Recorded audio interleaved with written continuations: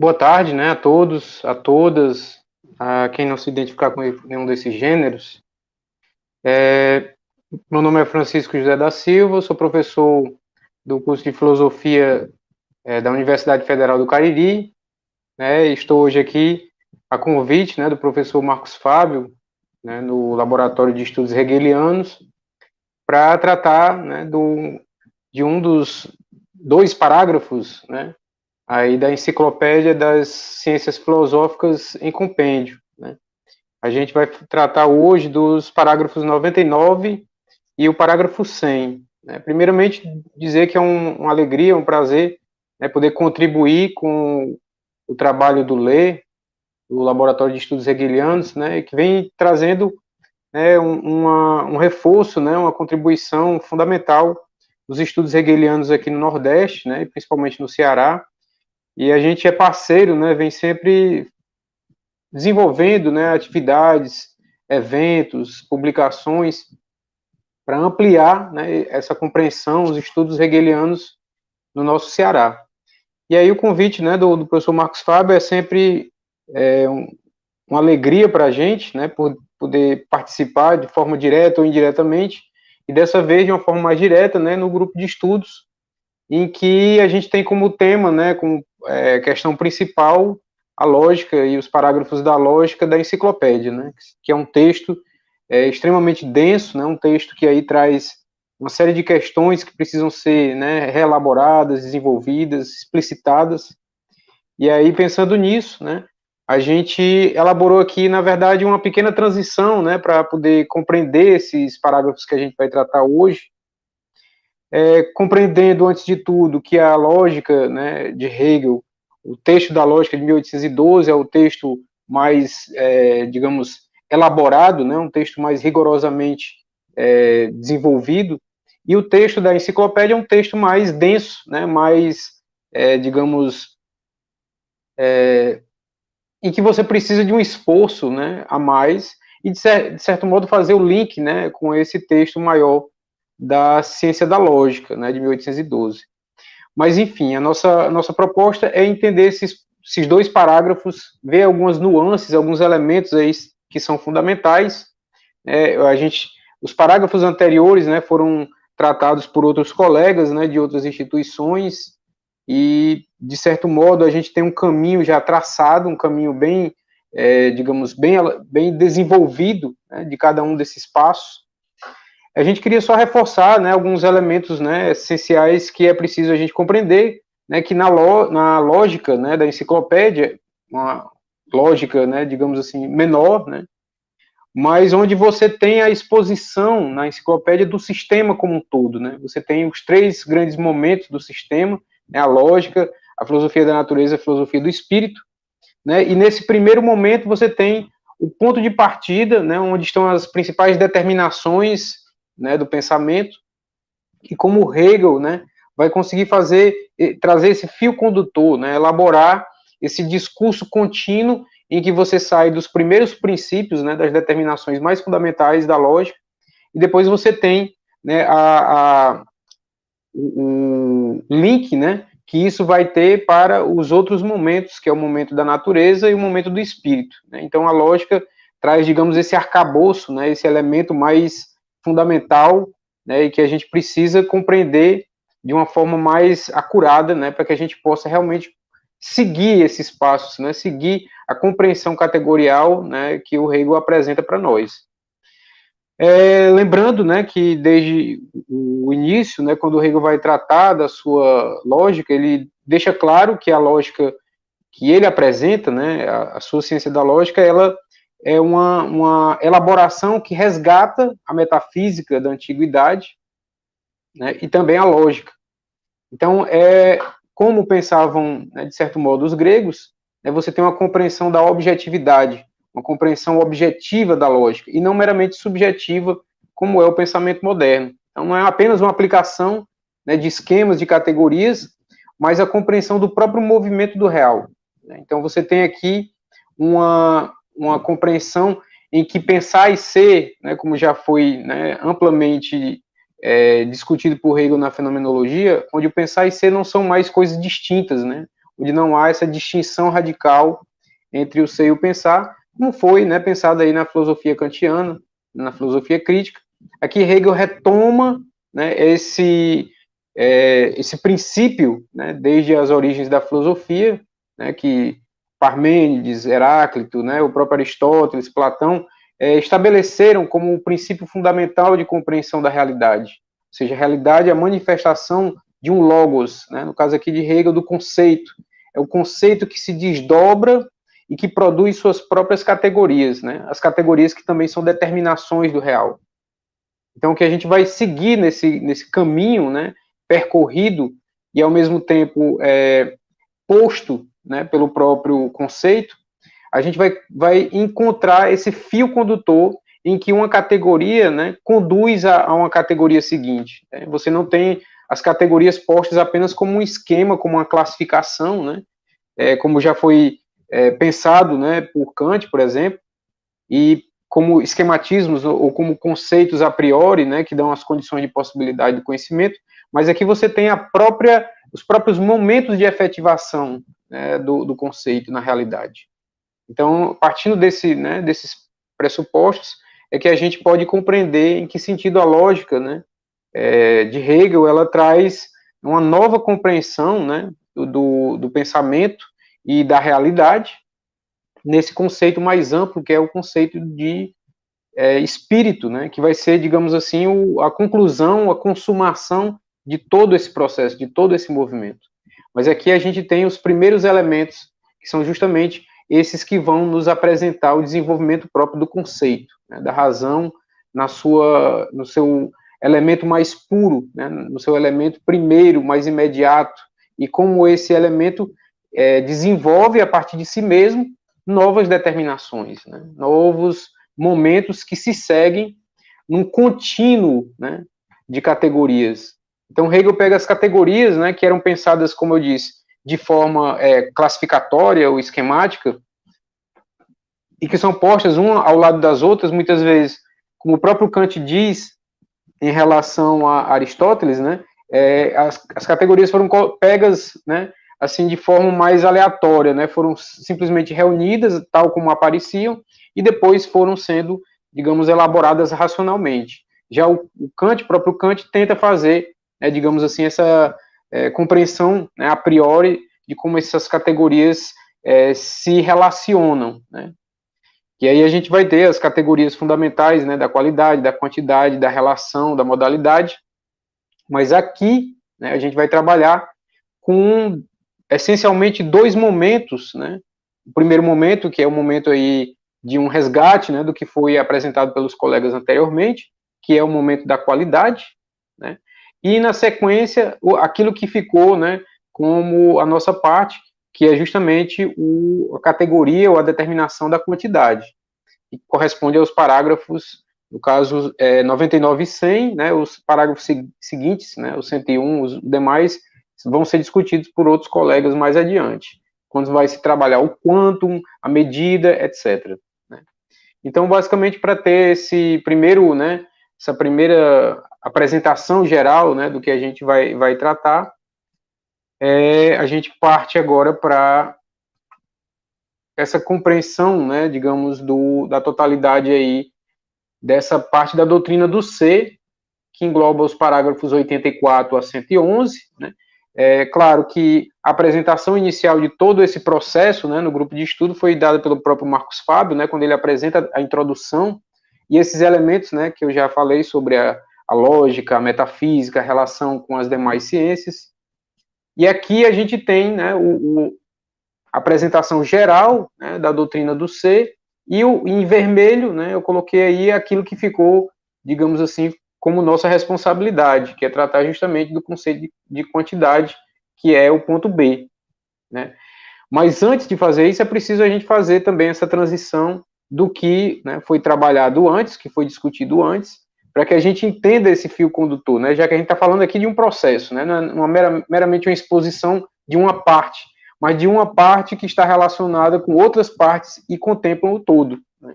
Então, para entender Hegel, a gente tem que pensar sempre a partir da totalidade, considerando, né, essa transição, né, essa passagem de cada um dos momentos que contemplam esse todo.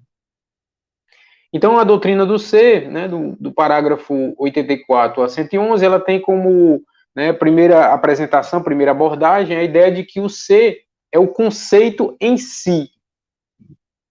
E num segundo momento, uma outra definição que aparece é que ser e determinações são as definições do absoluto. Então, o ser é o conceito em si, né? O que é que o Hegel quer dizer com isso? No primeiro apanhado, né, dessa frase, a gente tem que entender que o conceito aqui ele vai ser digamos, o telos, né, a finalidade, o objetivo último, né, que é a sua própria consumação, né, no todo da lógica.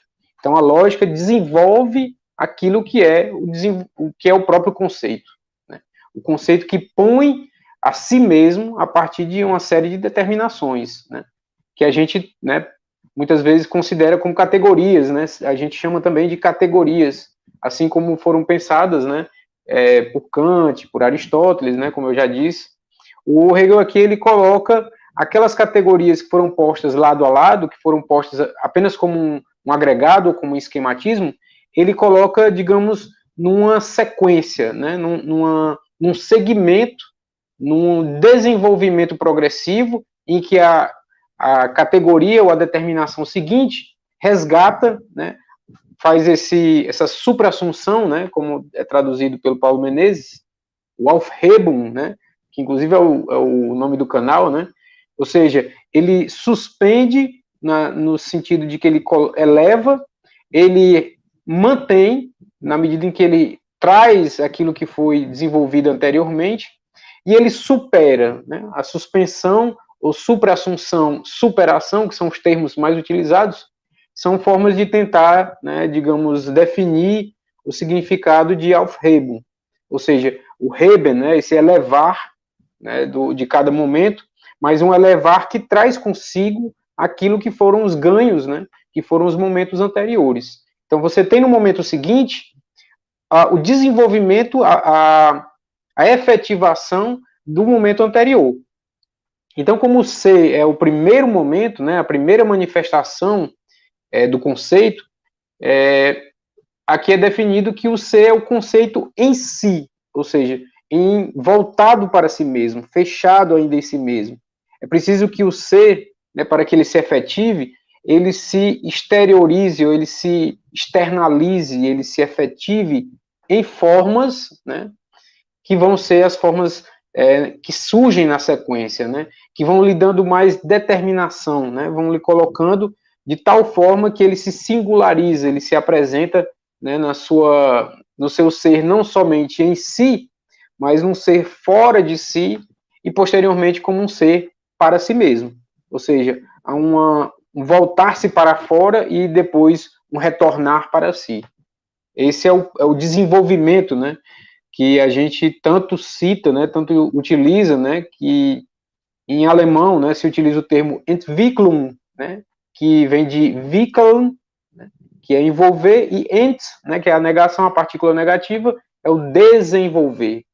Né, e as traduções, né, em português, do alemão, né, em português, em italiano, vão trazendo, né, cada língua tentando apresentar, né, em italiano se chama sviluppo, né, o sviluppare, né, essa ideia de que é algo que se desenvolve, desenrola, né.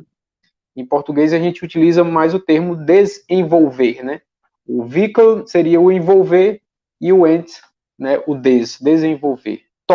Colocar, né, essas determinações no seu movimento, ou seja, na sua exteriorização, na sua efetivação.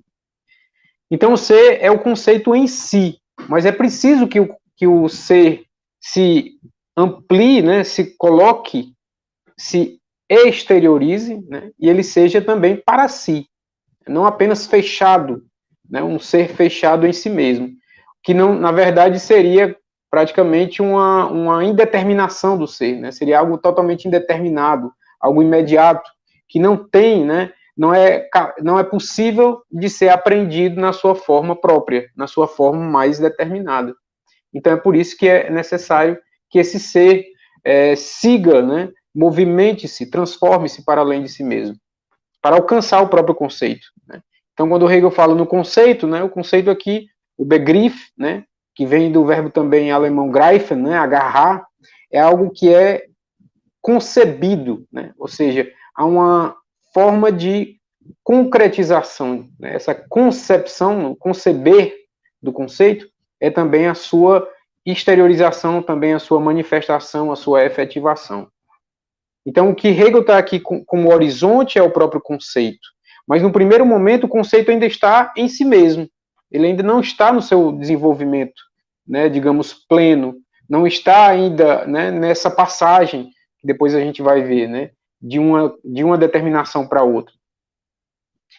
E a outra definição que é dada ainda nesse primeiro parágrafo, né, do parágrafo 84, é que o ser e as determinações são definições do absoluto, né? Então, todas as definições, né, todas as determinações que a gente vai vendo, né, nessa leitura, né, contínua da lógica, no caso aqui da lógica da enciclopédia, a gente vai entender que são determinações, e enquanto determinações são as próprias definições do absoluto, né? O absoluto está aqui sendo definido, né? O absoluto é ser, o absoluto é nada, o absoluto é devir, o absoluto é o ser aí, o absoluto é ser para si, e assim, né, na consecução desses momentos seguintes, né, na ampliação, na elaboração e na medida em que põe, né, novas determinações, na medida em que se determina, né, o conceito, ele se efetiva, ele se torna mais pleno, né? Ele alcança aquilo que ele é em si mesmo, o que ele é em si, mas também para si. Então, são essas determinações que vão ser desenvolvidas, né, no curso da lógica, que a gente também compreende como definições do absoluto. O absoluto aqui, ele está, na medida em que se põe essas determinações, ele vai tentando alcançar a si mesmo, mas ainda não no seu elemento próprio, né? O elemento próprio em que o absoluto se encontra, se reconhece, é no elemento do pensamento, e do pensamento que se efetivou, né? O pensamento que está efetivo na realidade. Então, por isso que a lógica não esgota, né? Ela precisa dar continuidade a esse movimento, ela precisa trazer novas determinações em sequência, porque elas vão construindo, digamos, essa base, né, esse elemento primeiro em que o próprio absoluto se torna transparente para si. Isso a gente vai encontrar no final, né, da enciclopédia, quando trata do espírito absoluto, né, em que todo esse movimento, todo esse processo, todo esse caminhar, né, do conceito vai se efetivando e vai se apresentando nas suas formas mais determinadas, né, como depois na natureza, mas ainda como negação de si, como alienação de si, do conceito, e na sequência como espírito, né, em que há aí uma certa transparência num primeiro momento, o espírito se reconhece em si mesmo, né, o próprio campo do espírito é a produção, né, do mundo cultural, do mundo espiritual, né, da realidade efetiva, né, da vida humana enquanto coletividade. Mas no final desse processo é que a gente vai encontrar o absoluto, como aquele momento em que há, digamos, esse resgate, essa retomada desse processo, mas agora na forma do pensamento, né?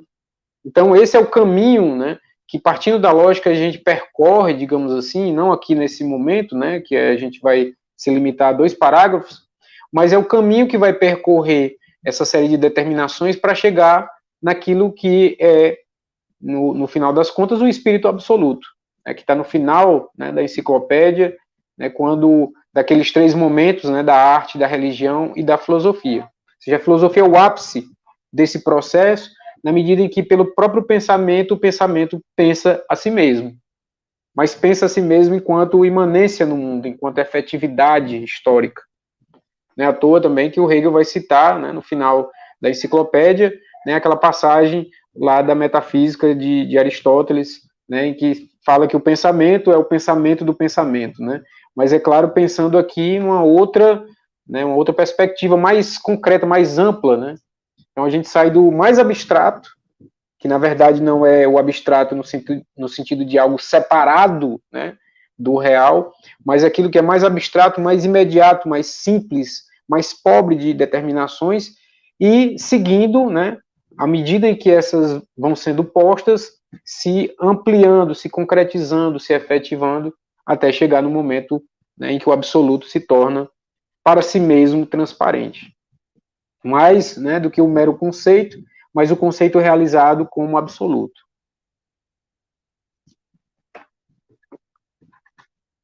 Então a gente aqui ainda está nos prolegômenos, né, da abordagem. Então a gente está seguindo aqui o caminho, né, percorrido pelos colegas para que a gente possa também pegar carona, digamos assim, nesse trem, né, nessa locomotiva do conceito, e que a gente não simplesmente entre no vagão, né, de forma aleatória, né, preciso que a gente siga esse movimento, que a gente acompanhe, né, e compreenda quais são os passos para chegar onde a gente está chegando agora. A primeira, né, digamos, a primeira grande determinação, o primeiro grande momento, né, da doutrina do ser vai ser a qualidade.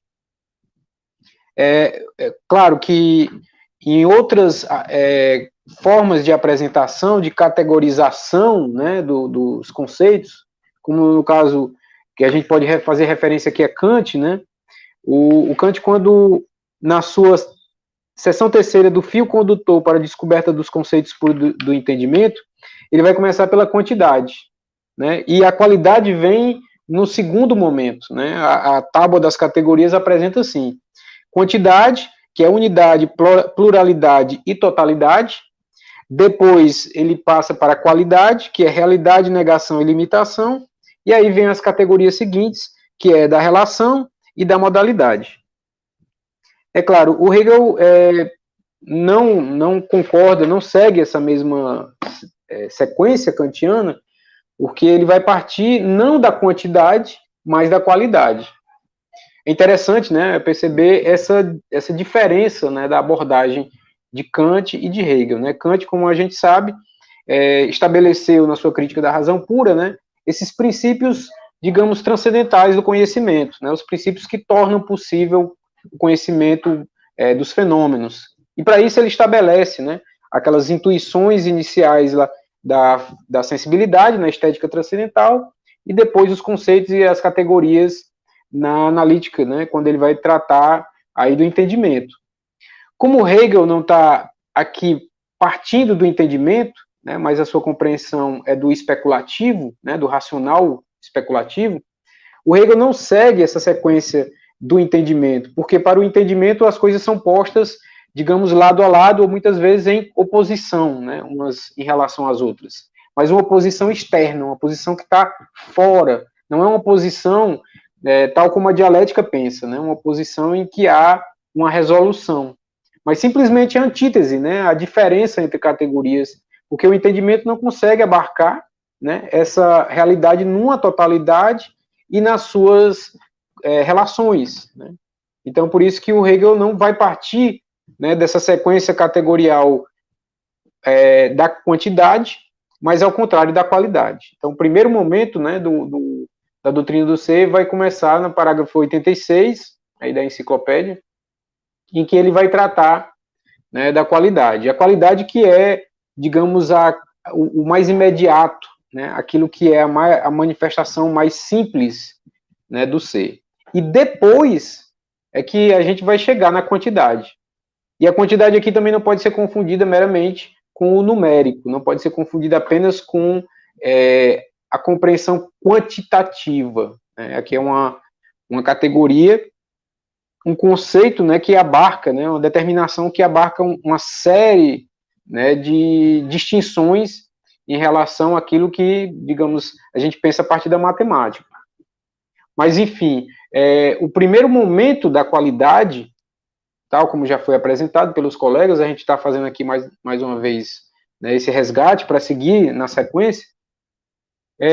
O parágrafo 86 a 89 vai tratar do ser. O ser é a determinação, o momento mais pobre, mais simples, mais imediato, mais indeterminado do conceito. O que significa tudo isso, né? O ser é o começo. E esse começo há uma universalidade que é totalmente abstrata, né? Que é definida, mas ao mesmo tempo que é definida como indeterminada. Ou seja, não tem em si mesmo, ainda posta, nem em si, nem para si, a plena consecução do seu conceito, né? Daquilo que ela pretende alcançar, do seu telos. Então, o ser, nesse sentido, é como, né, o próprio Hegel define, né, o ser e o nada acabam sendo o mesmo. Quando o Hegel fala isso, quando ele apresenta esse momento, né, do ser idêntico ao nada, ele não está dizendo, como a gente pensa muitas vezes, o ser oposto ao nada. Mas para compreender que o ser, na medida em que é pensado nessa universalidade abstrata, nessa forma mais imediata, mais simples, ele não tem, digamos assim, uma qualidade própria, né? É como se ele fosse uma determinação muito ampla e que ao mesmo tempo não é nada, né? Por essa amplitude, né? Por essa universalidade totalmente abstrata, ela ao mesmo tempo não alcança nada. E nesse sentido, ela também pode ser pensada como nada, ou seja, ela é idêntica a esse nada que na verdade não tem qualidades, né? É um nada enquanto falta de determinações, né? Por isso que o ser e o nada acabam ocupando esse momento de indistinção, né? O ser e o nada são coisas distintas. É diferente, né, do que foi apresentado no início da história da filosofia com Parmênides, né, que pensa um ser já com a sua totalidade, com a sua amplitude, com a sua única realidade. O ser é, né, e não pode haver negação do ser, né, não pode haver algo fora. E oposição aparece, né, as compreensões, né, as determinações pensadas pelo Heráclito, que não coloca ser em oposição ao nada, mas ser em oposição ao não ser.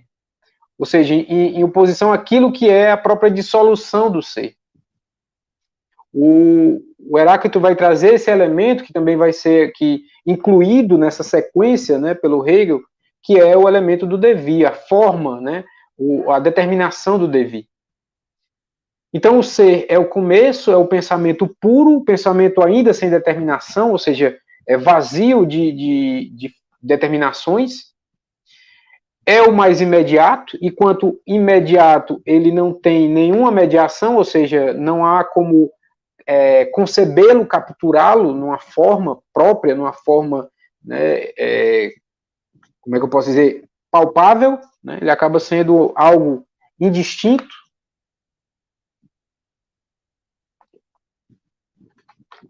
Lembremos aqui a determinação, né, que o Anaxágoras vai dar do seu conceito, né, do primeiro princípio, como ele vai definir como apeiron, ou seja, algo indeterminado, algo que não tem limitações, né?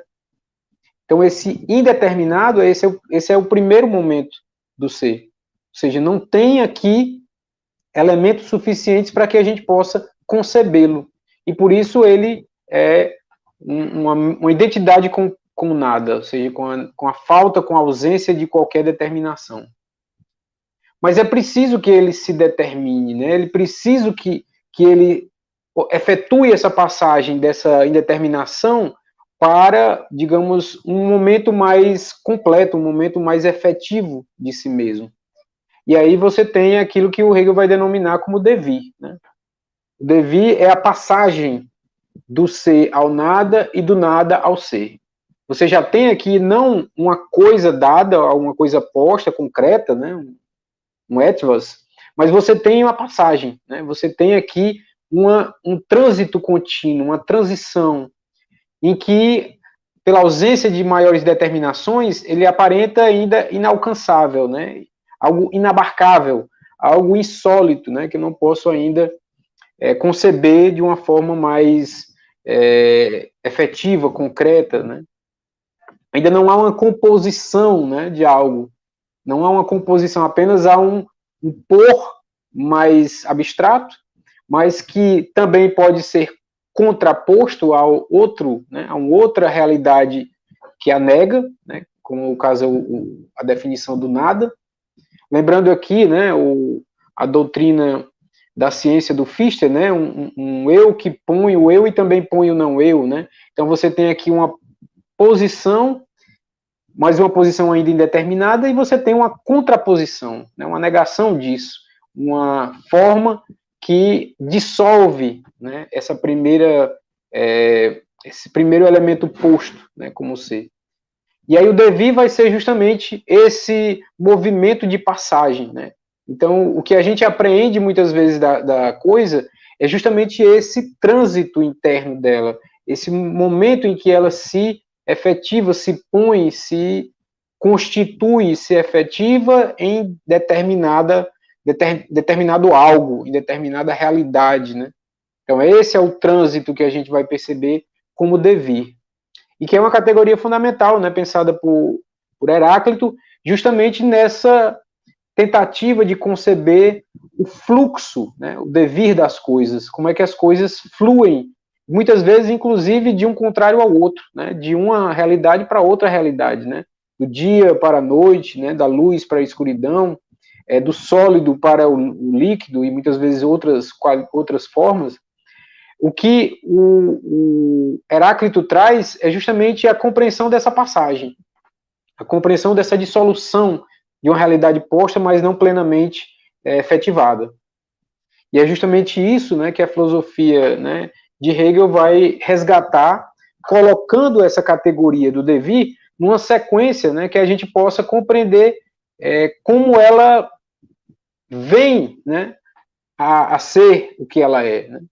Ou seja, as categorias são postas aqui como uma realidade em que há um trânsito lógico, né, uma sequência lógica, não meramente de uma lógica formal, né, mas uma lógica dialética, em que a categoria conduz a sua, né, ao seu outro, ao outro de si, que se efetiva na categoria seguinte.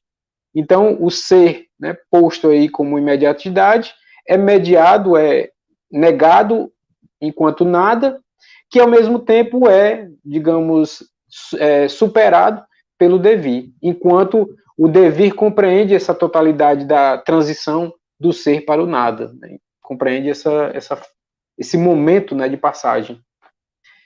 E aí a gente tem, né, no B, né, ainda na qualidade, no parágrafo 89 a 95, o ser aí ou ser determinado. Então não é mais um ser abstrato, não é mais um ser que ainda não tem forma, que não tem uma efetividade. Ele se determina, ou seja, ele se apresenta, ele se põe agora como um algo. Né? Esse algo, ou essa alguma coisa, né, em alemão é esse etwas, ele é entendido aqui como um Dasein, ou seja, como um ser aí. Né? O Sein que está aí, dá. Ou seja, se põe, se apresenta, se manifesta, se revela. Então você tem essa determinação, ou ser determinado, ou ser aí, como uma forma em que o ser alcança uma consecução, né, daquilo que é o seu conceito, ou seja, consegue realizar, de certo modo, nesse momento, a sua manifestação enquanto coisa no real, no mundo, enquanto etwas. Esse Dasein, ele pressupõe também, na medida em que a coisa se determina, pressupõe uma alteridade, pressupõe um outro, aqui não um outro como um ser pensante, né, mas um outro de si, nessa relação em que aquilo que é posto também se encontra ou se contrapõe a outros Daseins, a outras realidades postas. E essa relação é uma relação que vai ao infinito, né, na medida em que se põe sempre a uma outra realidade. A cada algo existe um outro algo diante de si.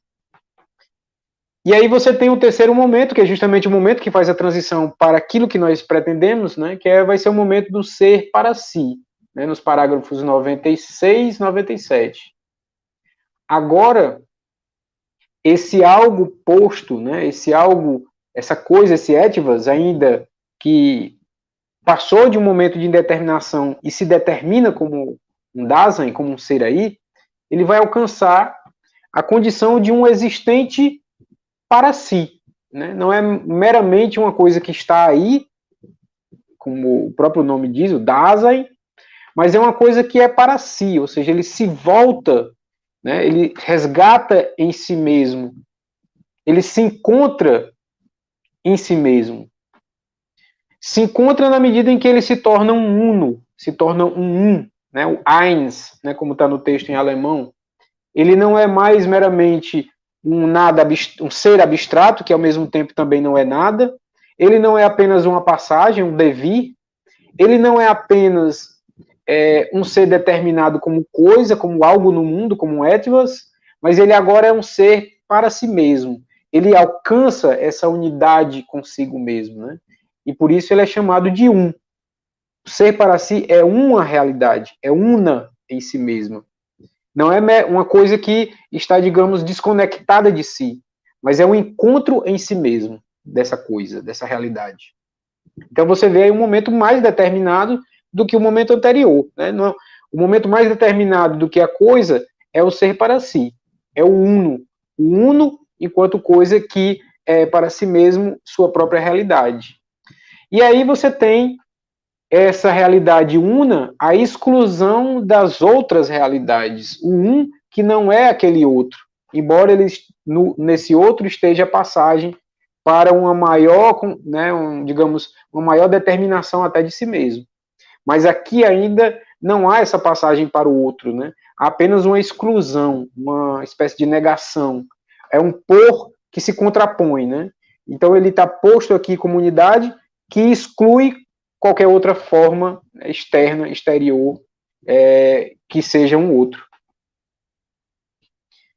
E aí você tem nessa coisa una uma relação interna dela mesma, de que o Hegel vai chamar de atração e também repulsão. Ou seja, o uno, ou essa realidade una, esse algo mais do que uma mera coisa, ele tem em si mesmo forças em que ele se mantém como algo, como uno, né, na verdade, e ao mesmo tempo o conduzem para a sua negação, para a sua dissipação, que é a força da repulsão, né? Ou seja, uma espécie de negação interna de si mesmo. Então há um movimento de atração e repulsão que faz com que esse uno, esse ser para si, ele se, digamos, se encontre nesse movimento e se equilibre nessa passagem de uma volta para si mesmo, mas ao mesmo tempo uma dissipação de si.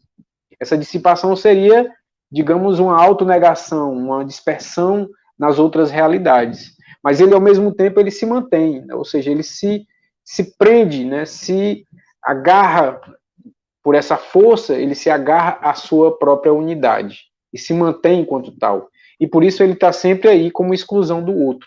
Que esse outro, né? Essas outras realidades também são unas, também são uns em si mesmos. Elas também estão nesse movimento de uma atração para si, de uma força centrípeta, né, ou seja, que puxa para o centro, e uma força centrífuga, que expõe, que dispersa, que joga, né, para fora, como uma espécie de pulsar, né, uma coisa que abre, né, expõe-se ao mundo e se dissipa.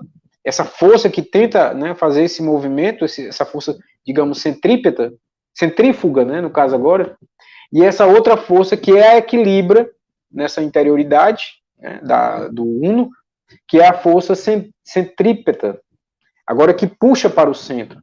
Uma foge do centro e a outra puxa para o centro. Uma atrai e a outra expulsa, né, uma outra força. E no equilíbrio dessas duas forças que são, né, digamos, quase que idênticas em si mesmas, enquanto contrapostas, há a manutenção desse uno, a manutenção dessa realidade, desse ser para si mesmo.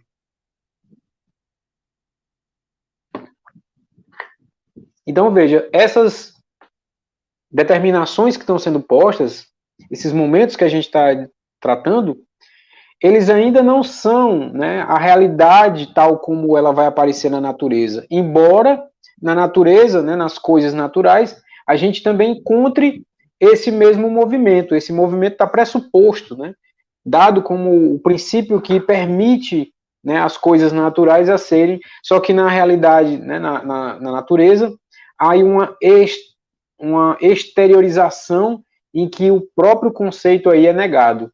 né? Ele se aliena de si mesmo, se apresentando como essas realidades naturais. Aqui ainda não é a realidade natural. Aqui ainda é um momento lógico, né? Ainda é um momento do pensamento em si mesmo. Mas ele já traz, né, digamos assim, os germes daquilo que será posteriormente a manifestação, a apresentação, a alienação do conceito no seu outro, né, que a gente vai entender depois como natureza. Então aqui ainda não é, né, uma ciência da natureza, né, o que o Hegel está fazendo. Ele é um momento do pensamento, né, um momento lógico, em que esses princípios já estão sendo aqui, né, compreendidos no seu próprio movimento. Eles são pressupostos, né, eles são determinações daquilo que vai ser a própria realidade. Por isso que, para pensar a natureza e o espírito, né, é preciso que a gente compreenda esse movimento que é intrínseco, né, está presente, né, inclusive nessas realidades.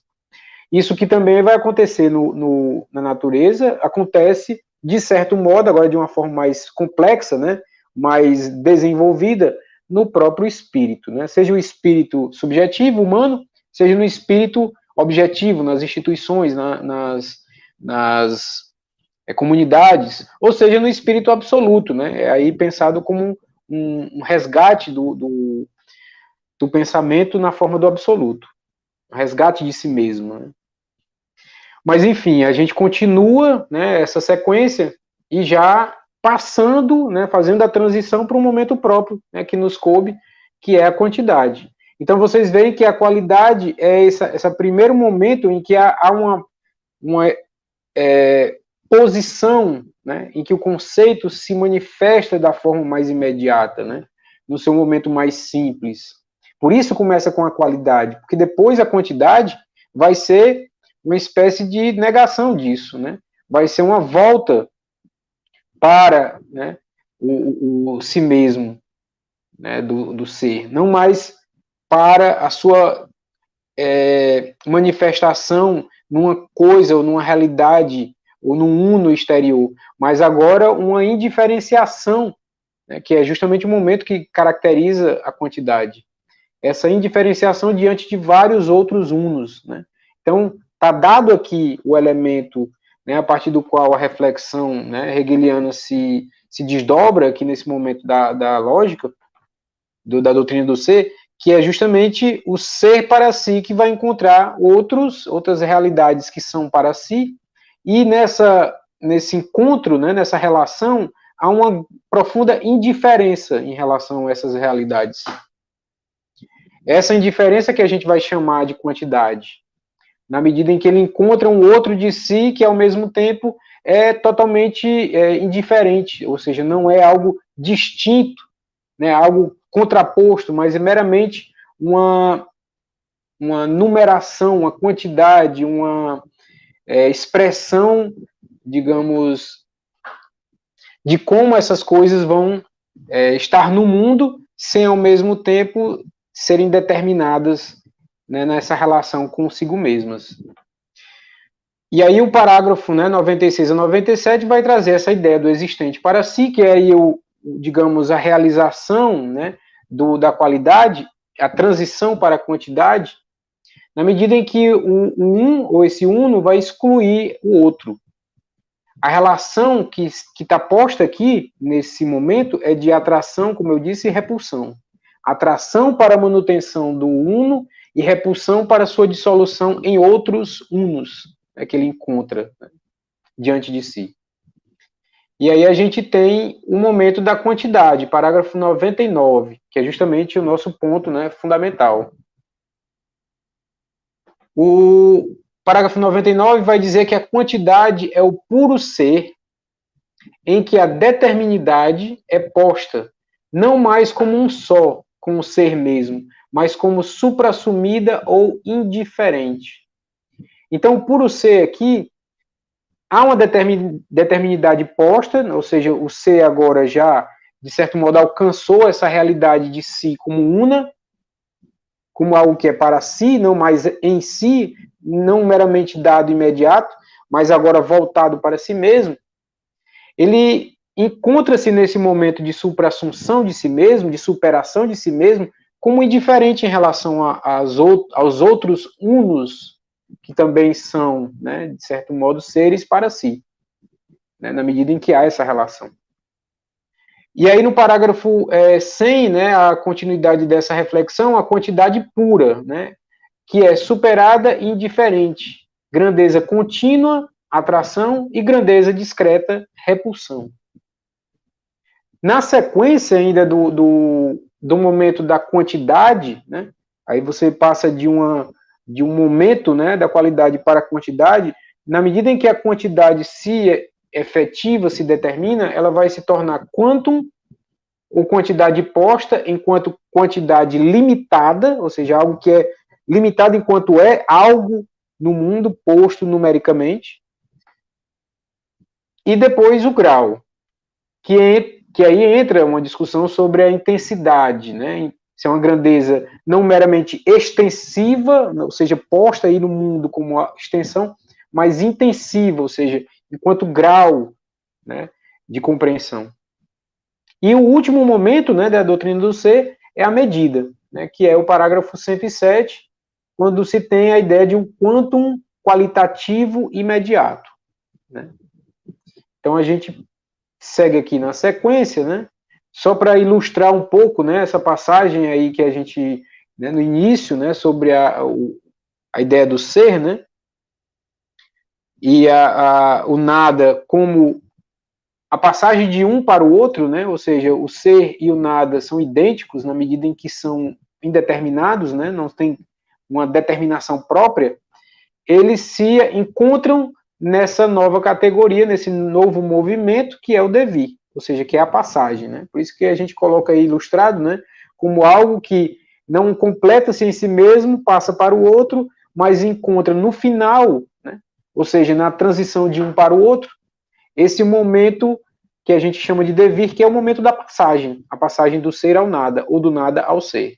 O devir aqui, enquanto efetivação, digamos, é a mola propulsora, né, que conduz a uma determinação posterior que será, né, o ser determinado, né, não meramente um ser abstrato, não meramente um ser sem determinação. Então, o devir vai ser essa passagem que permitirá ao ser exteriorizar-se como algo, né? Fazer de si algo no mundo, algo real, né? E aí a gente, antes, né, da gente chegar diretamente ao parágrafo 99, eu queria ler só o adendo, né, o Susatz, que é a passagem, né, que faz o comentário dessa passagem da qualidade e da quantidade. Ele diz o seguinte, né, o Hegel, a passagem indicada no parágrafo precedente da quantidade para a qualidade não se encontra em nossa consciência ordinária. Para ela, né, para a consciência ordinária, a qualidade e a quantidade contam com um par de determinações que subsistem autônomas, lado a lado. Isso significa, por conseguinte, que as coisas são determinadas não só qualitativamente, mas também quantitativamente. Então, são postas lado a lado, são postas como distintas e autônomas. O que o Hegel está tentando demonstrar é que, na verdade, elas são a passagem de uma para a outra, né? A quantidade é uma consecução lógica da qualidade, e não meramente uma contraposição, não meramente algo que está ali, né, lado a lado, ou seja, como uma outra realidade distinta da quantidade. Então, a qualidade ela vai se desdobrar, né? Esse movimento aí de efetivar cada vez mais a si mesmo para se realizar no outro, né? Vai se realizar naquele momento seguinte. A verdade da qualidade é a quantidade, vai ser a quantidade. E, consequentemente, a verdade da qualidade e da quantidade vai ser a medida. A medida, enquanto quantum limitado imediato, é essa resolução da qualidade como um ser abstrato e da quantidade como indiferença. De onde provém essas determinações e como se relacionam mutuamente, sobre isso não se indaga. Aqui não se indaga. Ora, a quantidade não é outra coisa que a qualidade suprassumida. Então não é uma oposição qualidade, né, essa realidade primeira do ser, imediata, e depois quantidade, pensada muitas vezes pela consciência ordinária como algo numérico, né, como algo um quantitativo aritmético, né, e que não inclui em si mesmo a ideia também de extensão, né, a ideia de preenchimento, né, desse ser no espaço. Então é necessário a gente compreender, né, que há aqui uma suprassunção da qualidade que se efetiva, né, que se encontra, né, o seu outro na quantidade. A quantidade não é outra coisa que a qualidade suprassumida. E é pela dialética da qualidade, aqui examinada, que essa suprassunção se efetua. Tínhamos aqui inicialmente o ser, e como sua verdade, produziu-se o devir. A verdade do ser é o devir, né? Não é o próprio ser. O ser em si mesmo, na sua abstração, na verdade é um nada. O devir, né, enquanto passagem, enquanto transição, é que é a manifestação de algo que, ao mesmo tempo que se nega, torna outro.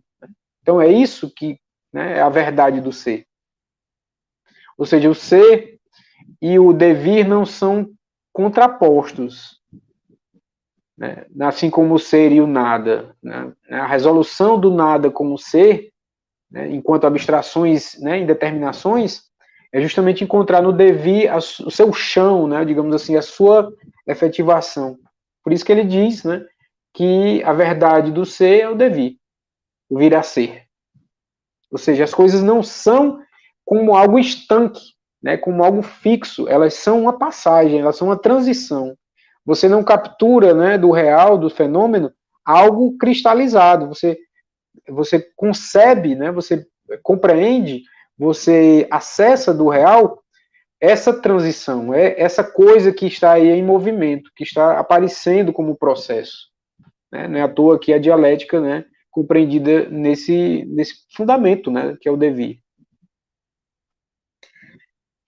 Né, o devir formava a passagem para o ser aí. Então você tinha o ser meramente, né, indeterminado, com, né, a transição ou a passagem que o devir promove, o ser se torna aí.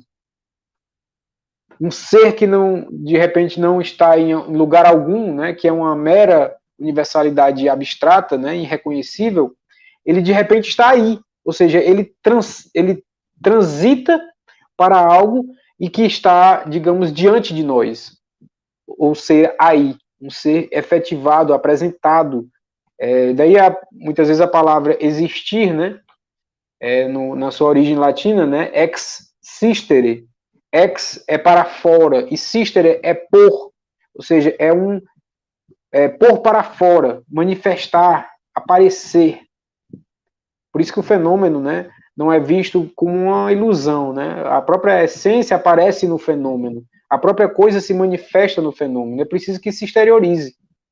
Então é aqui onde o ser aí, né, o ser que está se manifestando, se apresentando, e como verdade do ser aí, reconhecemos a alteração.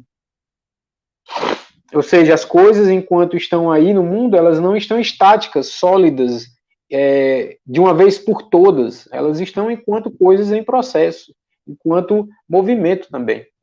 Movimento aqui no sentido mais amplo, né? Movimento qualitativo, não apenas um movimento quantitativo ou um deslocamento, né? O movimento aqui é transformação. Né? Mas a alteração mostrou-se em seu resultado como ser para si. Esse ser aí, que ao mesmo tempo vem à tona, ele também volta para si mesmo, ou seja, ele encontra em si mesmo um uno, ou seja, uma unidade de si. Não é algo que está disperso de si mesmo, ele se encontra em si mesmo. Por isso que ele é chamado de uno, né? A verdade do ser para si, retirado da relação ao outro e da passagem para esse outro. Ser para si que se mostrou os dois lados do processo, a repulsão e a atração, como suprassumir de si mesmo, assim como suprassumir da qualidade em geral na totalidade de seus momentos. Então, na medida em que o ser para si se encontra nessa unidade, ele também se encontra na possibilidade da passagem para o outro, ou seja, ao mesmo tempo que ele exclui o outro, na medida em que ele, né, se volta para a sua unidade, ele se encontra diante de um outro que ele exclui.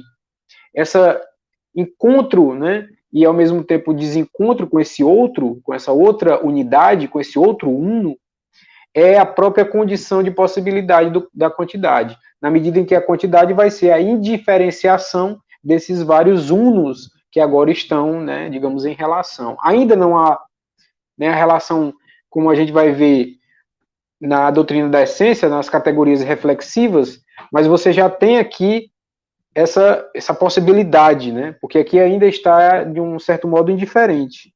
Depois a gente vai encontrar isso na forma de categorias que se interrelacionam e não meramente são postas cada um a seu momento.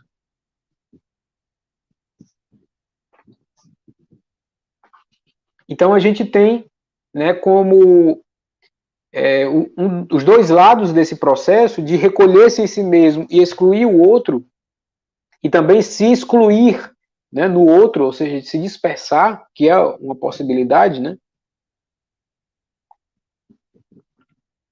que não vai acontecer na medida em que há um equilíbrio entre essas forças, a força de atração e repulsão, esse uno se mantém como unidade. E aí a gente tem, né, a transição da qualidade, do qualitativo para o quantitativo, de uma mera indeterminação e aos poucos uma assunção do ser na sua unidade para esse momento de indiferenciação que vai ser chamado quantidade. Continuando ainda no adendo, né, a gente está utilizando o adendo porque ele faz justamente esse trânsito, na medida que os parágrafos são curtos, né, eles acabam sendo muito densos e é preciso que a gente, né, faça esse acompanhamento, né, o adendo vai ajudar nesse sentido. Não sei se os demais colegas, né, todos fizeram essa leitura, mas aqui a gente está tentando acompanhar, porque os parágrafos também são mais reduzidos, né. Ora, essa qualidade superassumida nem é um nada abstrato, que se dissipa, né, totalmente, nem o ser igualmente abstrato e carente de determinação, mas somente o ser indiferente à determinidade.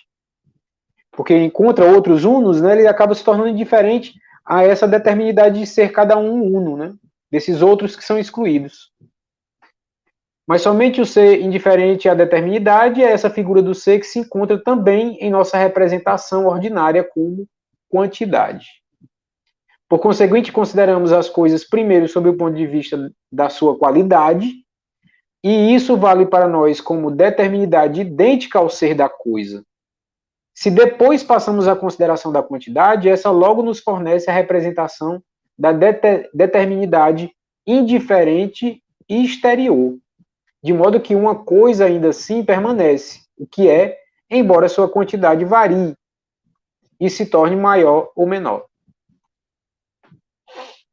Então aí tem mais uma representação aí, só para tentar ilustrar um pouco essa realidade. Então você tem um ser para si, né, que é o uno, né, que é essa realização, digamos assim, do momento da qualidade, e que ao mesmo tempo é a sua superação, ou seja, é a passagem para a quantidade. O ser para si, que é cada um desses unos, ele se encontra em si mesmo, mas ao mesmo tempo ele se contrapõe, se expõe diante de outros unos, né? Por isso que eu coloquei aí em volta, né? Tem um uno no centro, né? Que é esse uno, digamos, em que há esse reconhecimento, né? Dessa unidade interna, desse voltar-se para si, mas ao mesmo tempo há aí um movimento em que você tem diante de si outros unos. Esse encontro e desencontro, digamos assim, né? Também aqui a gente está falando uma linguagem mais metafórica e não quer dizer, né, que há um encontro aqui como há um encontro de pessoas, claro, né? Mas esse estar diante de outros unos é uma total indiferença na medida em que eles são, digamos, não determinados enquanto singularidades, né? Eles são outros unos que também são seres para si, mas que nesse, né, estar mutuamente, né, relacionados significa uma total indiferença. Então você tem um trânsito né, para a qualidade, da qualidade para a quantidade, enquanto esse encontrar-se na indiferença dos vários unos, né, porque são praticamente idênticos nesse sentido, né? Então não há uma diferença posta aqui, há uma indiferença. Na medida em que é indeterminado, né, o que é esse outro uno, né, na medida em que ele é unidade para si, e eu sou unidade, né, para si, enquanto para mim, melhor dizendo, né, nessa relação você tem uma indiferença, porque são todos aparentemente, né, postos aqui como iguais, né, ou seja, não há uma distinção. E aí a gente lembra aquelas determinações postas lá pelo Epicuro, né, no atomismo, né, quando você tem a compreensão das coisas compostas de átomos em átomos que são qualitativamente iguais, idênticos em si mesmos, né, e que formam, se agregam para formar coisas, mas em si mesmos, na sua, digamos, analogia entre si, eles são todos iguais, né. Quando compõem-se, que formam outras coisas diferentes, e aí surge, né, digamos assim, um ser diferente, uma diferenciação. Mas enquanto iguais e unos em si mesmos, são todos indiferentes. Isso é o quantitativo, né?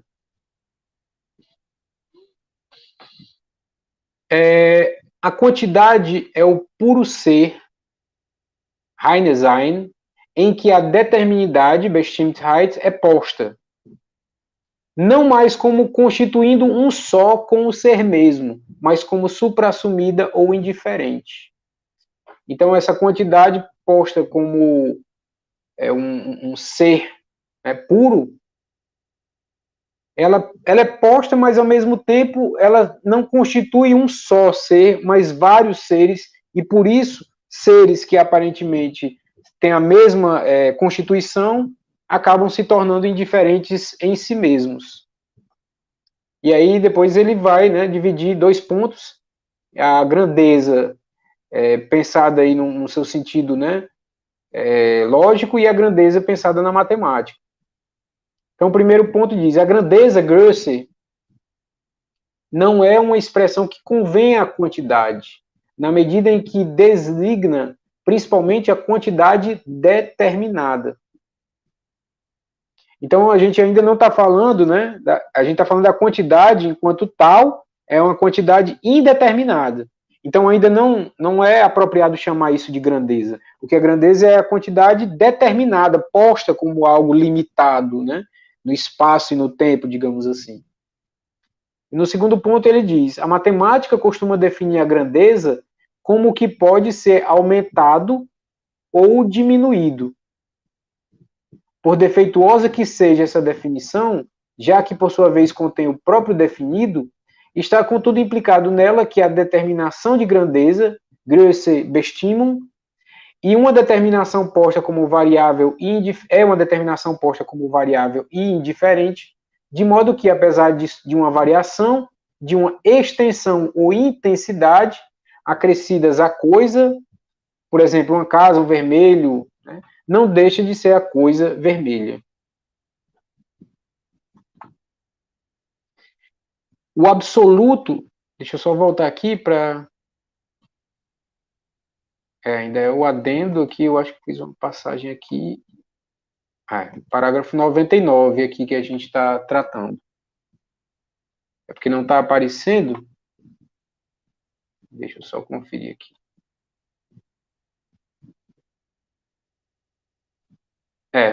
A gente está aqui, nesse ponto aqui, é porque não dá para ver a legenda em cima, né? Eu acho que não dá para ver. Mas aqui é a quantidade pura, né?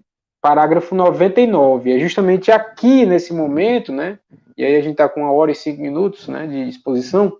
É aqui que a gente está entrando definitivamente, né, no momento que nos coube, que é o parágrafo 99 e o parágrafo 100. Então, esse é o parágrafo 99 da edição, né, da Enciclopédia das Ciências Filosóficas em Compêndio, né, traduzida pelo Paulo Menezes, né, com o Padre Machado também, né, acho que nesse texto eu acredito que faz parte.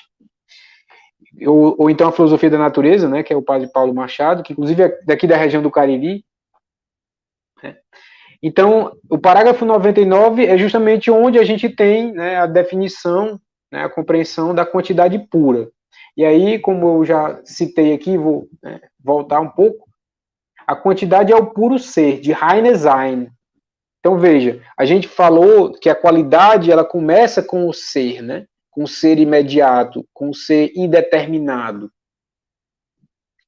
Só que aqui a gente também tem o puro ser, numa determinação, né? Aqui, ó, a quantidade é o ser em que a determinidade é posta.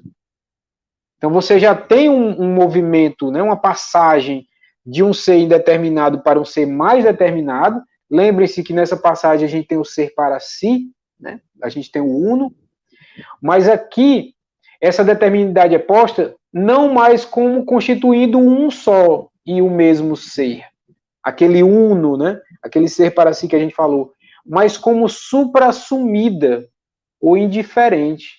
Você tem um movimento aqui que, na medida em que esse ser para si, esse uno, se concentra em sua unidade, ele está contraposto a outros, ao outro, né? Que aqui é o outro uno. E você tem uma infinidade de unos. Né? Basta lembrar que quando a gente tem aquela ideia, né, eu vou repetir, né, sobre a questão do atomismo, né, aquela ideia de que as coisas são compostas por átomos, a ideia do atomismo, né, de Demócrito, Leucipo, é de que as coisas eram compostas por realidades ínfimas, indivisíveis, né, que são os átomos, aquilo que não tem limite, né, que não tem distinção, né, ou seja, aquilo que não pode mais ser dividido. Esse átomo em si mesmo ele é idêntico ao outro átomo, que é idêntico ao outro átomo. E você tem uma infinidade de átomos que em si mesmos, enquanto quantidade, enquanto postos nessa, né, nessa relação, digamos assim, nessa apresentação, melhor falando, são totalmente indiferentes. Enquanto quantidade, há uma indiferença. Não há aqui, né, não há algo que diferencie um do outro. Porque ambos são unos, ambos são seres para si mesmos. E nesse sentido, eles são indiferentes. Não há aqui um elemento de diferenciação, né? Eles perdem, digamos, a qualidade, a qualidade perde na medida em que ela se efetiva como quantidade.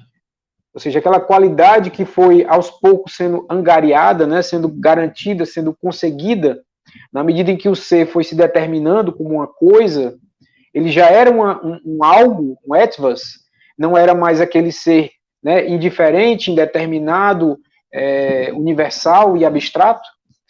Quando ele se torna coisa, ele alcança, ele ganha, né, digamos assim, uma certa identidade, né, de coisa. Mas coisa diante de outras coisas. Ainda, né, de certo modo, determinado, mas ao mesmo tempo ainda sem uma determinação mais plena. Isso só vai ser alcançado quando esse etvas, quando essa coisa se encontra em si mesma numa unidade, ou seja, quando ela se constitui como uno em si mesmo, como um ser para si, se voltando, né, para si enquanto realidade.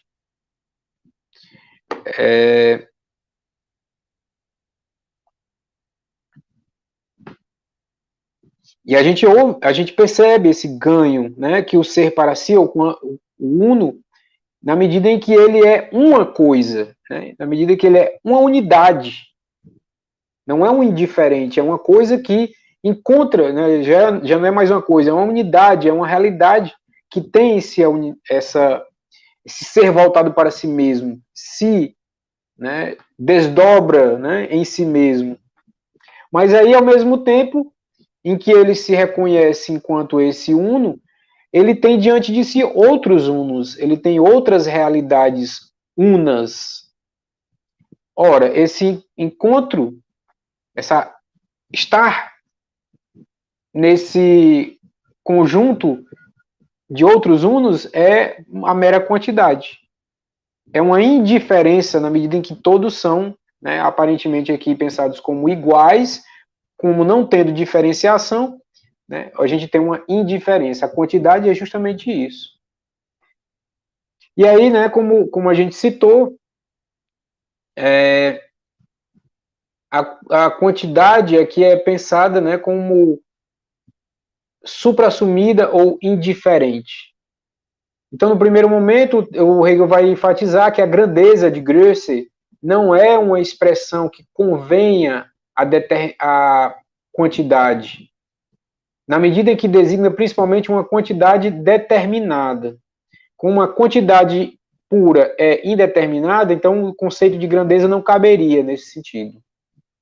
E aí vem a ajuda da matemática, que costuma definir a grandeza como que pode ser aumentado ou diminuído. Né? Então, tem aqui a compreensão extensiva, né? O que aumenta e diminui. Né? Ou seja, quando você agrega coisas e essas coisas vão aumentando de tamanho, você tem uma grandeza extensiva, que também não é essa, né? Que está sendo tratada aqui. Por defeituosa que seja essa definição, já que, por sua vez, contém o próprio definido, está, contudo, implicado nela, que a determinação de grandeza é uma determinação posta como variável e indiferente, ou seja, pode crescer ou diminuir, então há aí uma variação e uma indiferença nessa própria categoria. De modo que, apesar de uma variação, de uma extensão ou intensividade acrescida à coisa, por exemplo, uma casa, um vermelho, não deixa de ser a casa, não deixa de ser vermelho. Ou seja, mesmo que ela amplie, né, aumente a sua extensão, isso não significa que ela deixe de ser o que ela é.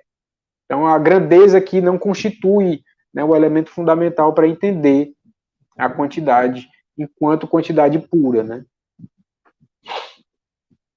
E aí vem aquilo que a gente disse logo no início, né, quando a gente estava falando que as determinações são definições do absoluto, né?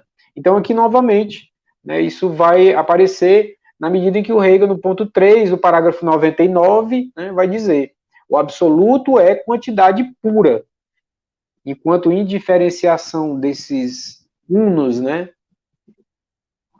esse ponto de vista coincide em geral com o que dá ao absoluto a determinação de matéria, né, em alemão, Materie, em que a forma, de certo, estaria presente, mas seria uma determinação indiferente.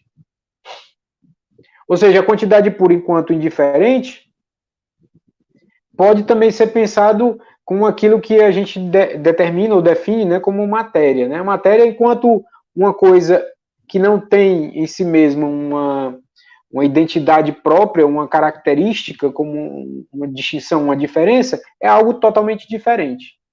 Na medida em que a gente tem coisas, as coisas que são identificáveis como determinadas realidades, né, uma caneta, um caderno, um livro, você tem algo aí que não é indiferente, porque já é algo determinado como o que é em si, né? Ou seja, como caneta, como, né? Mas não algo indiferente. Quando eu digo matéria, eu não estou dizendo, né, nada de coisa alguma, né? Estou falando aqui de um conceito que não abarca essencialmente, né, uma caracterização, uma concretude a respeito de algo. É algo indiferente. Então, nesse sentido, o absoluto acabaria, né, coincidindo com essa ideia. Então, a forma estaria presente, e é uma determinação indiferente. Dizer que o absoluto, né, é quantidade pura nesse mesmo sentido que se diz que matéria, né, é algo indiferente. A quantidade também constitui a determinação fundamental do absoluto.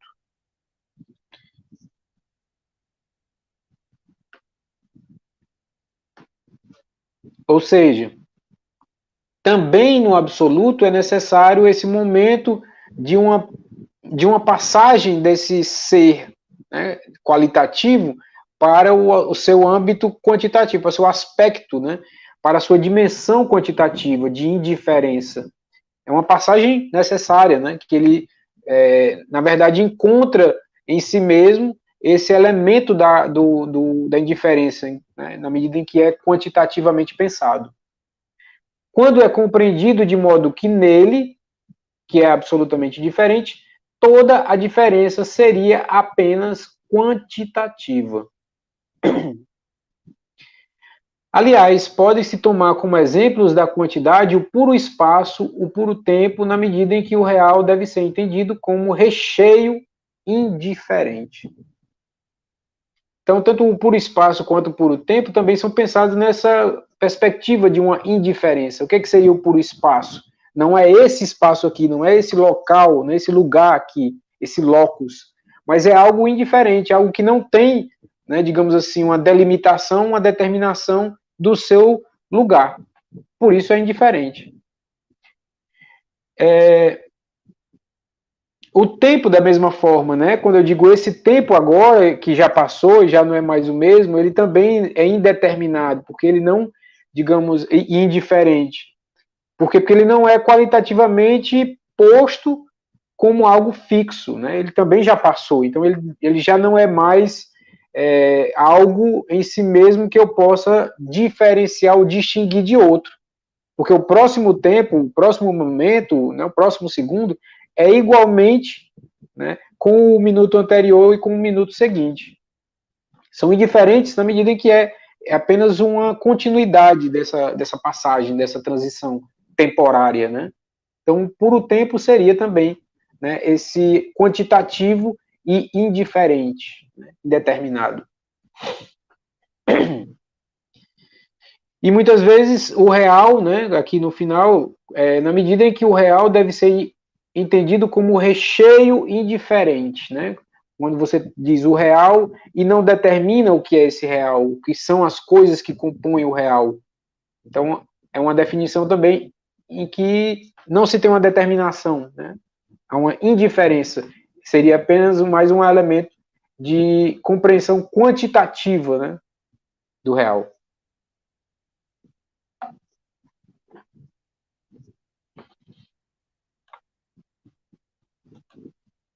Então, aí a gente passa para o parágrafo 100. Então, no primeiro momento, né, a gente falou, né, sobre os momentos anteriores, a passagem, né, do qualitativo, dos momentos da qualidade para a quantidade, entendendo que a resolução da qualidade se dá na quantidade. Mas que resolução é essa? É justamente essa suprassunção, essa superação da qualidade na quantidade, na indiferenciação que a quantidade representa, o que ela é, né? Ou seja, na medida em que aquele ser que antes não era nada, passa a se tornar um algo e um uno, um ser voltado para si, e esse está diante de outros unos que são para si. Você tem um momento da passagem da qualidade para a quantidade. E aí, na quantidade, esses seres para si, esses unos, são totalmente em si mesmos, uns para os outros, indiferentes. É a quantidade pura, né? Reine Quantität.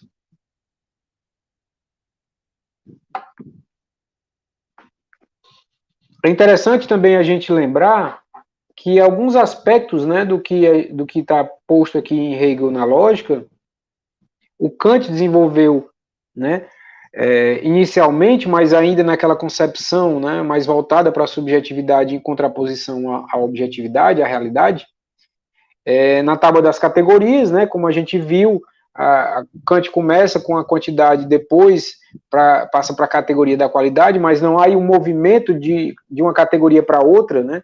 Elas são postas meramente lado a lado. O que a gente está vendo aqui em Hegel é que uma categoria, ou um momento categorial, se é efetiva, se constitui numa transição para o próximo momento.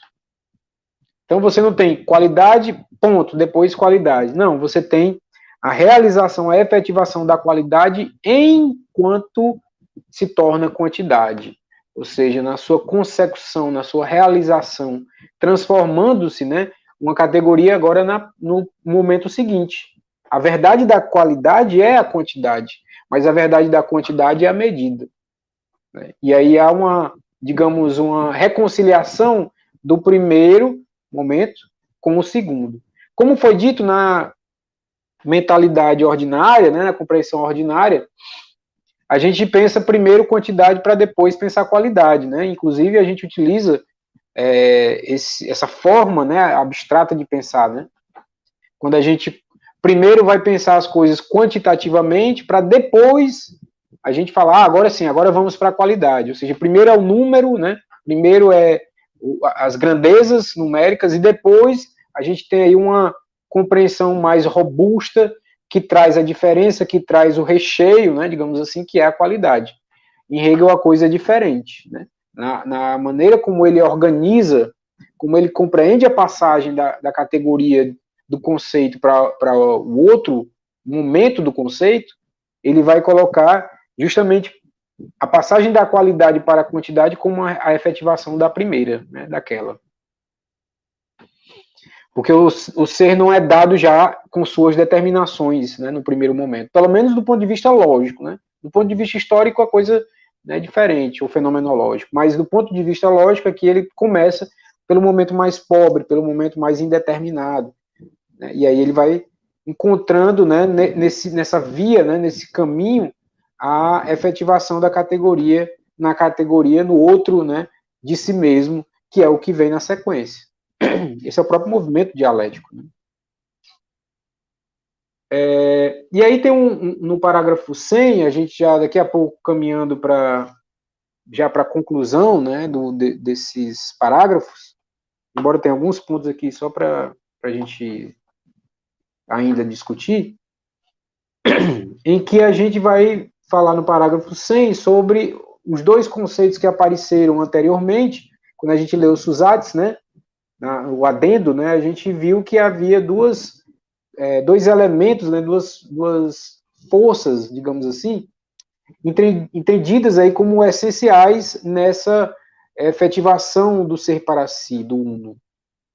Pensado no final da qualidade, mas agora, né, repensado a partir da quantidade, que é as forças da atração e da repulsão, que são a ideia de uma grandeza contínua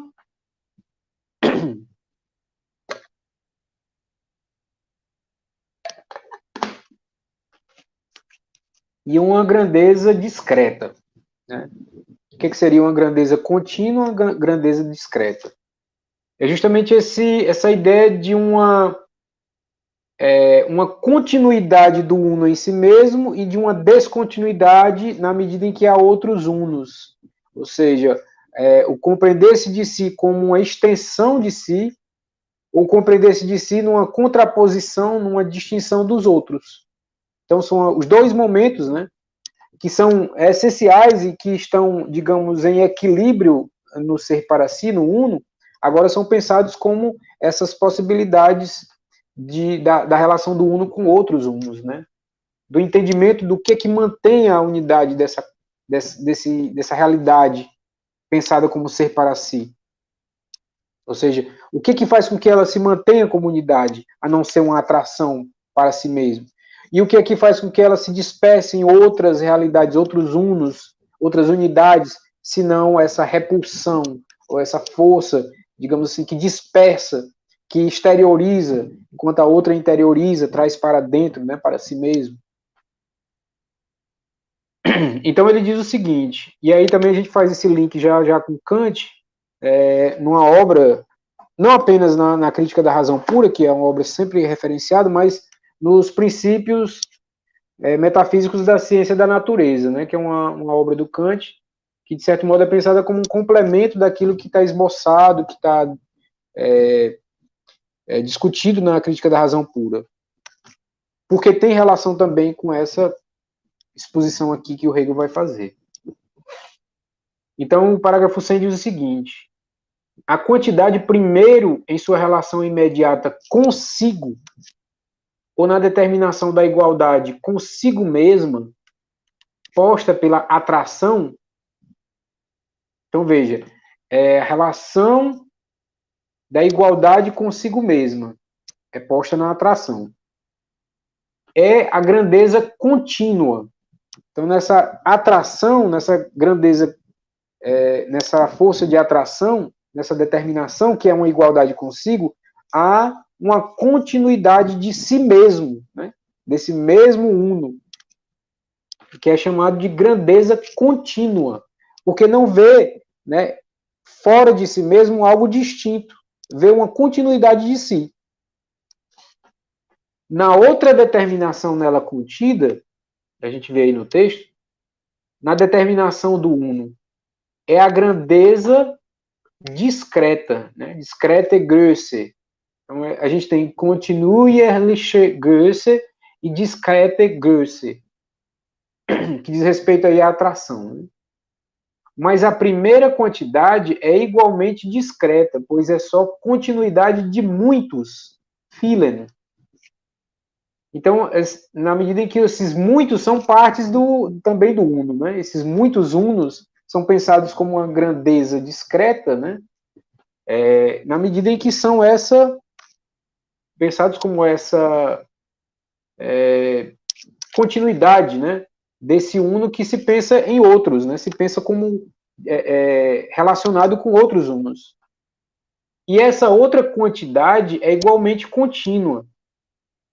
Sua continuidade é o uno, o eins, enquanto o mesmo dos muitos unos. O mesmo dos muitos unos é a unidade, Einheit. Né? O Heit aí é justamente o conceito, né, derivado do eins, né, do uno. Então, Einheit é unidade, uma continuidade nos outros de si mesmo. Então, isso me permite haver que há uma unidade, mesmo em que se perceba muitos, você encontra, né, que esses muitos também são unos. Sua continuidade é o uno, enquanto o mesmo dos muitos unos. Cada uno é uma unidade. Veja aí como de certo modo, mesmo que haja essa ideia de multiplicidade, né, de vários, muitos, mas todos são unos. Então, eu posso reconhecer nesse uno e nos outros unos uma mesma realidade, uma continuidade, na medida em que todos são uno. Todos são em si mesmos, tem essa categoria, né, digamos assim, da unidade. Então, nós, por exemplo, nós, enquanto ser, né, natural, corporal, nós somos compostos de várias células. Cada célula é una em si mesma. Cada célula é como se fosse um microcosmos do cosmo que é o corpo, né? Então, o eu, né, o indivíduo, enquanto corpo, ele é um agregado de várias células ou de vários átomos, e cada uma dessas células, cada um desses átomos é um uno, é uma unidade.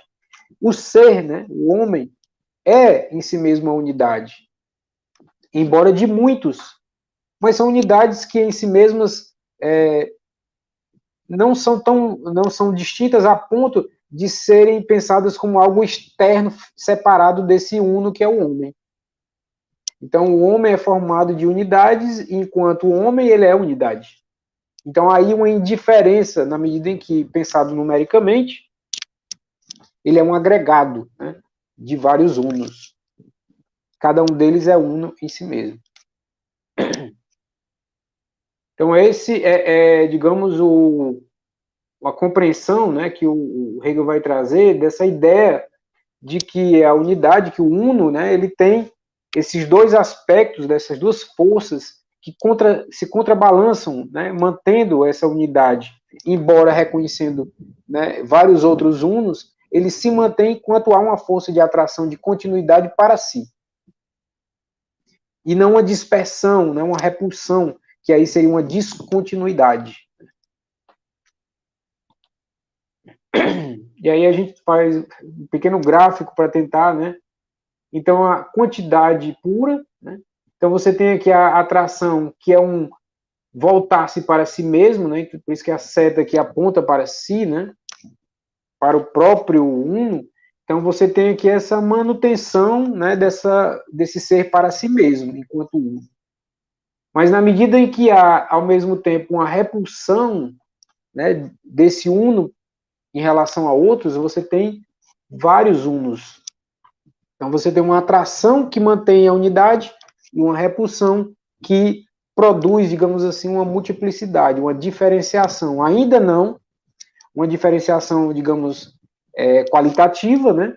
Mas aqui uma diferenciação quantitativa, né? A unidade, né? A composição de vários unos que em si mesmos não são diferentes, mas são pensados nessa igualdade mais abstrata. Né? Por isso que a gente fala que a quantidade é indiferenciada.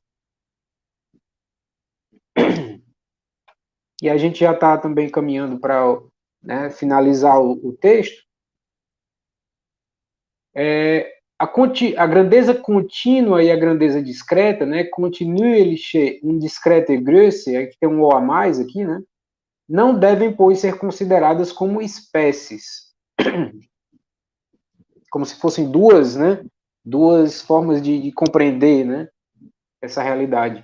Como se a determinação de uma não conviesse à outra, mas elas se diferenciam somente porque o mesmo todo é uma vez posto sobre uma das determinações, ora contínuo, ora descontínuo, mas é o mesmo todo, né? E por isso não são duas realidades que são pensadas, ora, né, uma de um lado e a outra, né, do outro. E a outra vez sobre a outra, vista sua divisibilidade até o infinito, ou então seu consistir de partículas indivisíveis. Não é outra coisa que a afirmação da quantidade. Uma vez como contínua, outra vez como discreta, ou seja, contínua na medida em que há uma extensividade e discreta na medida em que há uma limitação ali, para distinguir da outra, né? Se postos o espaço, o tempo, etc., apenas com a determinação da quantidade contínua, são divisíveis até o infinito. Lembremos aqui, por exemplo, o conceito dado lá pelo Zenão de Eleia, né, o discípulo lá de Parmênides, quando ele queria quando ele queria negar a ideia do movimento, né, quando ele falava que ele fazia uma separação, para que eu vá de um ponto A a um ponto B, eu tenho que ir até metade, né, um ponto A linha, né? Para ir do ponto A ao ponto A linha, antes de chegar no B, eu tenho que ir até metade desse ponto. Do ponto A ao ponto A', eu tenho que ir até metade desse ponto. Então, isso vai se multiplicando, porque eu sempre posso dividir, né, essa continuidade eu posso sempre dividir infinitamente. Porque não há um limite aqui, né? Mas com a determinação da grandeza discreta, são neles mesmos divididos. Ou seja, se há uma continuidade, não há divisão, mas com a grandeza discreta, ou seja, com a limitação, aí você pode dividi-los. E compostos de unos indivisíveis. É um tão unilateral como o outro. Então você tem aqui já, né, uma condução, né, para o próximo conceito, que é o conceito de quantum, né, que é a quantidade limitada, né, uma quantidade limitada que vai aparecer na sequência, que é a quantidade posta enquanto limitada, ou seja, quanto número, né? O número não é uma grandeza extensiva, mas é uma grandeza intensiva em que você tem o limite, uma distinção em relação ao número seguinte. E aí você, né, tem essa divisibilidade, né, essa separação de um para o outro. Mas enquanto uma relação em que se pensa o uno como algo contínuo, ou seja, como uma mera extensão, em que você não há limite, né, não há como dividir. Então você tem aí uma continuidade, uma grandeza contínua, como eles chamam. E aí entra uma nova questão, que é a questão da antinomia do espaço, do tempo ou da matéria. Isso vai aparecer, só para a gente fazer referência aqui, né? Também ninguém vai discutir Kant, mas apenas lembrar da antinomia da razão pura, né? Na crítica da razão pura, o primeiro conflito das ideias transcendentais, né? Quando tem a tese, né, que diz que o mundo tem um início no tempo e é também quanto ao espaço encerrado dentro de limites. Na segunda antinomia, na antítese, né, dessa tese, o mundo não possui um início nem limites no espaço, mas é infinito, tanto com respeito ao tempo, quanto com respeito ao espaço. O Kant põe essas antinomias em relação ao espaço e ao tempo, da questão da limitação, mas ele vê isso como, né, conceitos do entendimento, como categorias do entendimento que não correspondem necessariamente à realidade, por isso não podem ser referidas, né, e aí não são objetos de conhecimento, né, são apenas problemas que a razão encontra, né, nessas teses. E no segundo conflito, né, das ideias transcendentais da antinomia da razão pura, né, tem a tese que apresenta que toda substância composta no mundo consta de partes simples e por toda parte nada existe a não ser o simples ou o que é composto dele. Então você vê aqui, né, que essa discussão que o Hegel está fazendo aqui, ela refere-se, né, remonta à discussão que o Kant está fazendo na crítica da razão pura, quando ele trata dessas categorias, né, dessas antinomias, né, da razão pura. E um outro texto também que é interessante a gente lembrar, que também para essa discussão com Hegel, que eu citei os princípios metafísicos da ciência da natureza, né, em especial no capítulo 2, né, os primeiros princípios metafísicos da dinâmica, porque os primeiros princípios metafísicos que ele vai pôr, que é o capítulo 1, são os princípios da foronomia, né? A foronomia diz respeito à matéria enquanto móvel no espaço. Então, é o âmbito da foronomia que está como ponto de partida, né, da metafísica da natureza, da ciência da natureza. No capítulo 2, o Kant vai tratar da matéria enquanto móvel que enche um espaço, ou seja, que ocupa um espaço. Encher um espaço significa resistir a todo móvel que se esforça, graças ao seu movimento, por penetrar num certo espaço. Um espaço que não é preenchido é um espaço vazio. Então, aqui, né, ele está tratando dos princípios transcendentais ou metafísicos do que seria a ciência da natureza, né? Ou seja, o que torna possível o conhecimento da natureza? Quais são os elementos, né, fundamentais? Então, o Hegel faz referência a isso, né, embora aqui o tratamento seja outro, né, não é mais o tratamento meramente do entendimento, mas é um tratamento agora aqui da razão especulativa, né? Então, para a gente já finalizando, o Hegel diz o seguinte, né, no ponto 2 aí do parágrafo 100. A antinomia do espaço, do tempo ou da matéria, tendo em vista sua divisibilidade até o infinito, ou então seu consistir de partículas indivisíveis, né, lembram aí a discussão sobre o atomismo, né? Não é outra coisa que a afirmação da quantidade, uma vez como contínua, outra vez como discreta. Né? Contínua enquanto ela não tem limites, discreta quando você pode pôr limites e dividi-la infinitamente.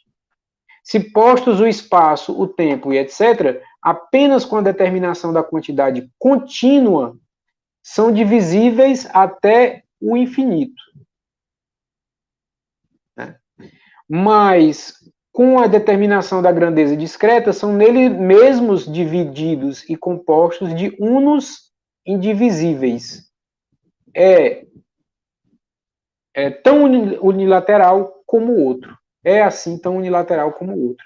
Então você tem aí, né, essa discussão que o Kant já apresentava, o Hegel traz aqui sobre a antinomia do espaço, do tempo e da matéria, no que diz respeito a essa continuidade ou divisibilidade ao infinito ou em relação aos diversos unos indivisíveis, né, que lembra aqui a discussão do atomismo, embora, né, sobre uma outra perspectiva. Bem, basicamente, né, eu acho que era essa a nossa, né, nossa tarefa, né, de hoje. A bibliografia, né, a gente usou a Enciclopédia das Ciências Filosóficas da Loyola, né, do Paulo Menezes, algumas referências à ciência da lógica traduzida por Marco Aurélio Verler, da editora Barcarola, a crítica da razão pura e os princípios metafísicos da ciência da natureza. Né. Basicamente, o que a gente queria, né, fazer nesse trânsito, né, da ideia da qualidade para a quantidade era mostrar como é que esse conceito, né, de quantidade ele é uma realização, digamos assim, mas na forma determinada e indiferenciada do conceito do ser para si, ou seja, do uno, que agora encontra outros unos e nesse estar, né, diante dos outros unos, se compreende, né, se vê como indiferenciado enquanto mera quantidade. E aí o próximo encontro vai tratar justamente da questão da medida e não, na verdade do quantum, né, o parágrafo 101, que vai ser o próximo encontro, vai tratar da questão do quantum pensado como quantidade posta enquanto quantidade limitada. Ou seja, que você já tem essa limitação, né, da quantidade, que ainda, né, nesse parágrafo que a gente tratou, no 99 e o 100, ainda não é pensada, porque se pensa a partir do uno. Quando ela é posta quanto limitada, você já tem aí o parágrafo seguinte, que é o quantum, uma quantidade posta e limitada. Bem, basicamente, né, era isso que a gente tinha para conversar sobre essas questões da enciclopédia, né, especial da lógica, né, e tem um abraço aí para o Paulo Moraes, né, que também está aqui acompanhando, e agradecer a oportunidade, né, ao Marcos Fábio, ao Lê, né, por a gente poder fazer essa discussão, né, de apresentar, expor aqui esse trânsito, né, da qualidade, né, para a quantidade e tornar possível, né, uma compreensão de como as categorias, né, da lógica apresentadas aí na ciência da lógica se encontram num contínuo, né, num processo aí de transição de um momento para o outro momento, o momento seguinte aí que vai ser, né, digamos, efetivamente reconciliado no ponto C, que vai ser a medida. Né? Basicamente, o que a gente tinha para apresentar hoje. Agradeço a participação, né, e quem for acompanhar no momento posterior, né, a gente fica à disposição para discutir mais por e-mail, por outras formas aí que forem possíveis.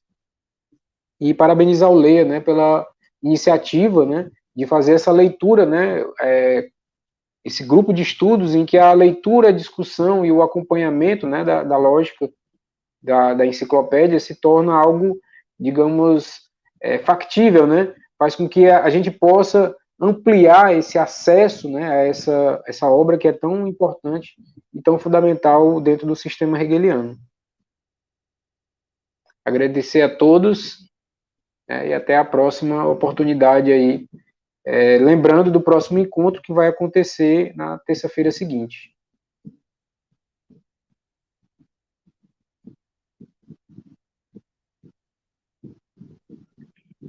Obrigado, professor, pela sua contribuição, né? É muito importante a gente estar escutando pessoas diferentes, né? Porque a gente só escuta como o Marcos Fábio aprendeu, né? E ele agora está trazendo outras pessoas, a gente tem outras visões de como o ler se trata. Muito obrigado pela sua contribuição, professor. Eu é que agradeço e fico à disposição, né, para o grupo, né, em outra oportunidade, outros pontos, né, da filosofia hegeliana. Esse não é uma das obras que eu me dedico, né, porque a minha pesquisa, né, para quem não me conhece, né, eu sou professor da Universidade Federal do Cariri, em Juazeiro do Norte. A minha pesquisa de mestrado foi voltada para o jovem Hegel, né? Então a gente trabalhou com a questão da religião e da moral no pensamento do jovem Hegel. Mas, né, com bons estudiosos de Hegel, como meu amigo Marcos Fábio, como o John Aquino, né, como o nosso, em memória, né, o nosso querido Alexandre Moraes, né, são todos apaixonados por todo o sistema hegeliano. Então a gente não pode deixar nenhum ponto, né, de fora. A gente acaba participando, né, sempre que possível, de discussões das mais diversas possíveis. É isso. Agradeço aí o Marcos Fábio, né, Obrigada, pela professor. oportunidade e até a próxima. Até a próxima, se Deus quiser. Obrigada. Abraço a todos e todas.